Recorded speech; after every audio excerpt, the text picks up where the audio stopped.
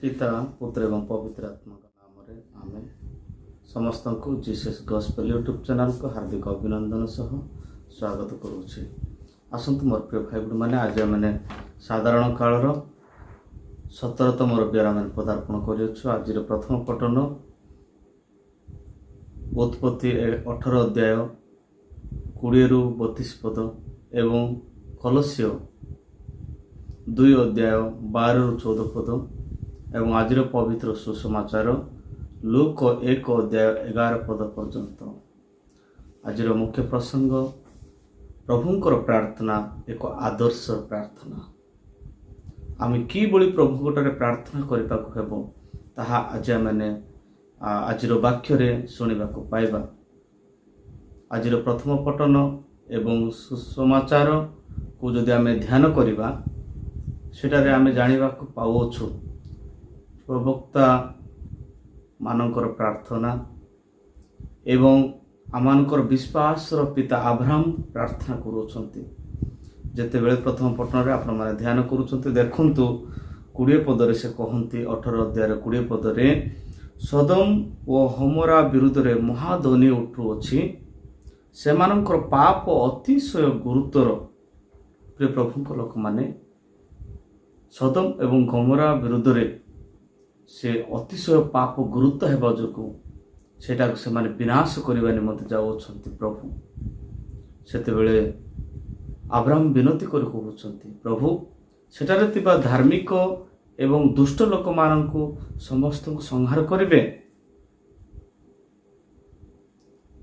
କିନ୍ତୁ ସେ ନିବେଦନ କରନ୍ତି, ଯଦି ସେ ଜାଗାରେ ଯଦି 50 ଲୋକ ଅଛନ୍ତି ଧାର୍ମିକ ଲୋକମାନେ, ତେବେ ସେ 50 ଲୋକଙ୍କୁ ମଧ୍ୟ ସେମାନଙ୍କୁ ଆଉ ଦୁଷ୍ଟମାନଙ୍କ ସହିତ ବିନାଶ କରିବ କି?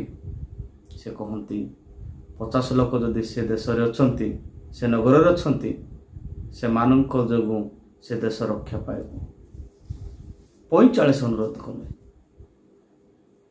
ଗଲା 40, 30, 20, ଏମିତି ଯେ ସେ 10 ଲୋକ ପର୍ଯ୍ୟନ୍ତ ସେ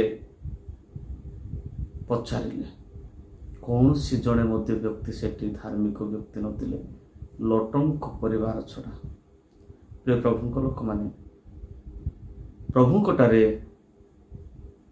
ପିତା ଆବ୍ରାହମ ନିବେଦନ କରିଥିବା ବିଷୟ ଆମେ ଶୁଣିବାକୁ ପାଉଛୁ। ପ୍ରଥମ ପଠନରେ ଯଦି ସୁସମାଚାର ଆପଣମାନେ ଧ୍ୟାନ କରିବେ, ଦେଖନ୍ତୁ ମୋର ପ୍ରିୟମାନେ, ସେଇଠି ସେ ପ୍ରାର୍ଥନା ଶିଖାଉଅଛନ୍ତି। ପ୍ରଭୁଙ୍କ ପ୍ରାର୍ଥନା ଏକ ଆଦର୍ଶର ପ୍ରାର୍ଥନା। ଶିଷ୍ୟମାନଙ୍କ ମଧ୍ୟରୁ ଜଣେ ପଚାରିଲା, ପ୍ରଭୁ ଯୋହନ ଶିଖାଇଲା ଭଳି ଆମମାନଙ୍କୁ ତୁମେ ପ୍ରାର୍ଥନା ଶିଖାଅ। ସେତେବେଳେ ପ୍ରଭୁ କହନ୍ତି, ହେ ଆମମାନଙ୍କର ସ୍ୱର୍ଗସ୍ଥ ପିତା, ତୁମର ନାମ ପୂଜିତ ହେଉ, ତୁମରି ରାଜ୍ୟ ଆସୁ, ଯେପରି ସ୍ୱର୍ଗରେ ସେହିପରି ମର୍ତ୍ତ୍ୟରେ ତୁମର ଇଚ୍ଛା ପୂର୍ଣ୍ଣ ହେଉ। ଆଜି ଆମମାନଙ୍କୁ ଦୈନିକ ଆହାର ଦିଅ। ଆମ୍ଭେମାନେ ଯେପରି ନିଜ ନିଜର ଅପରାଧୀଙ୍କୁ କ୍ଷମା କରୁ, ତୁମେ ସେପରି ଆମର ଅପରାଧ କ୍ଷମା କର। ପ୍ରଲୋଭନରେ ପଡ଼ିବାକୁ ଆମମାନଙ୍କୁ ଛାଡ଼ ନାହିଁ, କିନ୍ତୁ ମନ୍ଦରୁ ଆମମାନଙ୍କୁ ରକ୍ଷା କର। ଯେ ପ୍ରଭୁଙ୍କ ପ୍ରିୟଜନମାନେ, ଆପଣମାନେ ଜାଣନ୍ତି ପ୍ରଭୁଙ୍କଠାରେ ଆମେ କିଭଳି ପ୍ରାର୍ଥନା କରିବାର ଅଛି। ନିରନ୍ତର ପ୍ରାର୍ଥନା କରିବା ପାଇଁ ପ୍ରଭୁ ପ୍ରଥମ ତେସଲୋନିକୀୟ 5 ଅଧ୍ୟାୟର 17 ପଦରେ ସେ କହନ୍ତି କି ପ୍ରଭୁଙ୍କୁ ଆମେ ଧନ୍ୟବାଦ ଏବଂ ନିରନ୍ତର ସହ ପ୍ରାର୍ଥନା କରିବାର ଅଛି। ମନ ପ୍ରାଣ ଦେଇ ପ୍ରାର୍ଥନା କରିବାର ଅଛି। ତାହା ପ୍ରଭୁ ସେମାନଙ୍କୁ ଶିକ୍ଷା ଦେଲେ। କିନ୍ତୁ ମୋର ପ୍ରିୟମାନେ, ପ୍ରାର୍ଥନା କରିବା ପାଇଁ ଆମେ ବେଳେବେଳେ ଅବହେଳିତ ହେଉଛୁ। କିନ୍ତୁ ସେମିତି ନୁହେଁ। ସେ ଆମମାନଙ୍କୁ କହନ୍ତି, ଲୁକ 18 ଅଧ୍ୟାୟ 1ରୁ ଯଦି ଆପଣମାନେ 8 ପଦରେ ଦେଖିବେ, ସେଠିକି ସେ କହନ୍ତି, କ୍ଳାନ୍ତ ଶାନ୍ତ ନ ହୋଇ ତୁମେ ପ୍ରାର୍ଥନା କର। ବିଧବାର ଉଦାହରଣ ସେ ଜଣେ ବିଚାରକର୍ତ୍ତାଙ୍କ ପାଖକୁ ଯାଇ କହୁଛି, ତାଙ୍କର ବିରୁଦ୍ଧରେ ଯେଉଁମାନେ ଅନ୍ୟାୟ କରିଅଛନ୍ତି ସେମାନଙ୍କ ବିଚାର କରିବା ନିମନ୍ତେ ବାରମ୍ବାର ସେ ବିଚାରକର୍ତ୍ତାଙ୍କ ନିକଟରେ ଗୁହାରି କରୁଛନ୍ତି। ଗୁହାରି କରିବା ସମୟରେ କ'ଣ ହେଇଛି ମୋ ପ୍ରିୟମାନେ, ବାରମ୍ବାର ବିଧବାଟି ଯେତେବେଳେ ଆସୁଅଛେ, ଏହାର ନ୍ୟାୟ ବିଚାର କରାଯାଉ ବୋଲି ସେ କ'ଣ କଲେ, ସମ୍ପୂର୍ଣ୍ଣ ଭାବରେ ତାର ବିଚାର କରୁଛନ୍ତି। ଆଜିର ସୁସମାଚାର ଆପଣମାନେ ଦେଖନ୍ତି, ଅଧରାତିରେ 3ଟି ରୋଟି ଧାର ମାଗିବା ପାଇଁ ଯାଉଅଛନ୍ତି।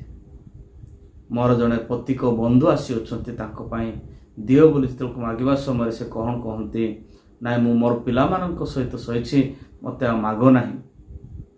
ସେ ବାରମ୍ବାର ସେ ତାକୁ ମାଗିଲେ।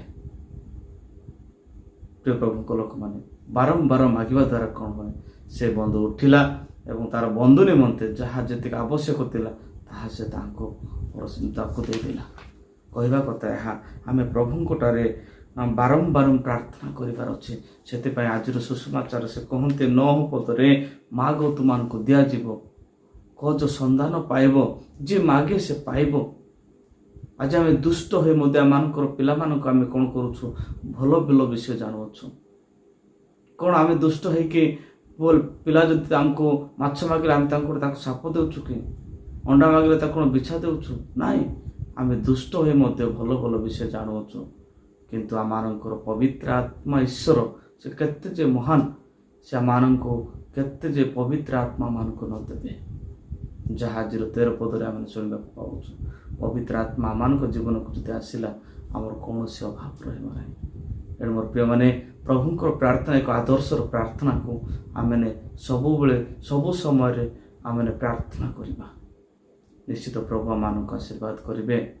ଏବଂ ଆଜିର ଦିନରେ ଆମେ ମଧ୍ୟ ପାଳନ କରୁଛି, ମଣ୍ଡଳ ପାଳନ କରୁଛି ଯେ ସାଧୁ ଜୋଆକିମ ଏବଂ ସାଧ୍ବୀ ଆନାଙ୍କର ପର୍ବ ମଧ୍ୟ ଆଜି ପାଳନ କରେ ମଣ୍ଡଳୀ। କୁମାରୀ ମାରିଆଙ୍କର ପିତାମାତା ସେମାନଙ୍କର ଜୀବନୀ ବିଷୟରେ ଏବଂ ସେମାନେ ମଧ୍ୟ ବହୁତ କଷ୍ଟ ପାଇ ସେମାନେ ମାନସିକ କରି ପ୍ରାର୍ଥନା କରୁଥିଲେ। ବନ୍ଧ୍ୟା ଅବସ୍ଥା ଥିଲେ ସତ, କିନ୍ତୁ ମାନସିକ କରି ସେମାନେ ପ୍ରାର୍ଥନା କଲେ। ସେମାନଙ୍କର ମାନସିକର ଯେଉଁ ପ୍ରାର୍ଥନା ପ୍ରଭୁ ସେମାନଙ୍କୁ ଶୁଣିଲେ ଏବଂ ମାତା ମାରିଆ କୁମାରୀଙ୍କୁ ତାଙ୍କର କୋଳରେ ଦେଲେ। ଯାହା ସେମାନଙ୍କୁ ଗାଁରେ ବାସନ୍ଦ କରାଯାଇଥିଲା, ଗାଁରେ ସେମାନଙ୍କୁ ଯାଜକ ପଦରୁ ତାକୁ ବହିଷ୍କାର କରାଦିଆଯାଇଥିଲା, ତଥାପି ସେମାନେ ପ୍ରଭୁଙ୍କୁ ଛାଡ଼ି ନଥିଲେ, ପ୍ରାର୍ଥନା କରୁଥିଲେ। ପ୍ରଭୁ ସେମାନଙ୍କ ପ୍ରାର୍ଥନା ଶୁଣିଲେ ଏବଂ ଯାହାଙ୍କର ଗର୍ବ ଦେଇ ଆମମାନଙ୍କ ତ୍ରାଣକର୍ତ୍ତା ପ୍ରଭୁ ଯୀଶୁ ଜନ୍ମଗ୍ରହଣ କରନ୍ତି, ଆସନ୍ତି ଏବଂ ଆମମାନଙ୍କୁ ମୁକ୍ତି ପ୍ରଦାନ କରନ୍ତି।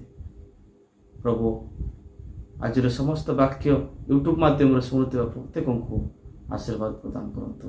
ପିତା, ପୁତ୍ର ଏବଂ ପବିତ୍ର ଆତ୍ମାଙ୍କ ନାମରେ ଆମେନ୍। ସମସ୍ତଙ୍କୁ ପ୍ରଭୁ ଯୀଶୁଙ୍କ ନାମରେ ଜୟ ଯୀଶୁ।